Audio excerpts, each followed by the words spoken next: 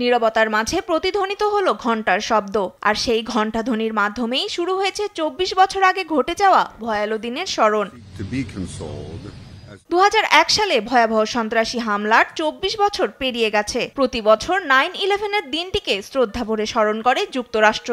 এ বছরেও নিহতদের স্মরণে হয় বিভিন্ন অনুষ্ঠান। বৃহস্পতিবার স্থানীয় সময় সকাল ৮টা ৪৬ নিউ ইয়র্কের সেন্ট পলস চ্যাপেলে ঘণ্টা বাজিয়ে শুরু হয় দিনটি। এরপর নিউ ইয়র্কের ওয়ার্ল্ড ট্রেড সেন্টারে মানুষ ভিড় জমাতে শুরু করে। একে একে ঘোষণা করা হয় সব নিহতদের নাম। আইন শৃঙ্খলা বাহিনী ঘণ্টা বাজিয়ে কিছুক্ষণ নীরবতা পালন করেন এবং প্রিয়জনেরা ফুল দিয়ে শ্রদ্ধা জানান।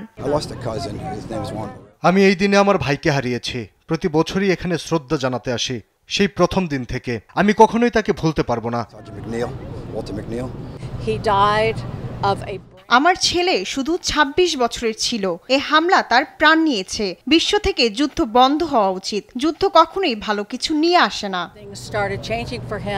এদিন পেনসিলভিয়ার শ্যাঙ্কসভিলে এক অনুষ্ঠানে বক্তব্য রাখেন প্রেসিডেন্ট ডোনাল্ড ট্রাম্প। বলেন দিনটি চিরস্মরণীয় হয়ে থাকবে। এ সময় নিহতদের স্মরণে ফুল দিয়ে শ্রদ্ধা জানান তিনি। এই সন্ত্রাসী হামলার প্রতিশোধ আমরা নিয়েছি। যারাই আমেরিকার উপর আঘাত করবে আমরা তাদের খুঁজে বের করব, তাদের ভয়াবহ শাস্তি দেব। আমেরিকাকে আরো শক্তিশালী করতে আমরা প্রতিরক্ষা মন্ত্রণালয়ের নাম পরিবর্তন করে যুদ্ধ মন্ত্রণালয় রেখেছি। পুরো বিশ্বকে সতর্ক করছি, আমাদের উপর আঘাত করলে আমরা কাউকে ছাড়ব না। এ সময় যুদ্ধমন্ত্রী পিট হেগসেথও নিহতদের স্মরণে বক্তব্য দেন। ২৪ বছর আগে ইসলামিক টেরোরিস্টরা বর্বর ধ্বংসযজ্ঞ চালিয়েছিল। তাদের বর্বরতায় প্রাণ হারিয়েছিল ৩,০০০-এরও বেশি মানুষ। এছাড়া তারা পেন্টাগনেও হামলা চালিয়েছে। আজকের এই দিনে আমরা তাদের শ্রদ্ধা জানাচ্ছি। ২০০১ সালের ১১ সেপ্টেম্বর ভয়াবহ সন্ত্রাসী হামলার সাক্ষী হয় মার্কিন যুক্তরাষ্ট্র। এ হামলায় প্রায় ৩,০০০ মানুষ নিহত হন এবং আহত হন আরও অনেকে।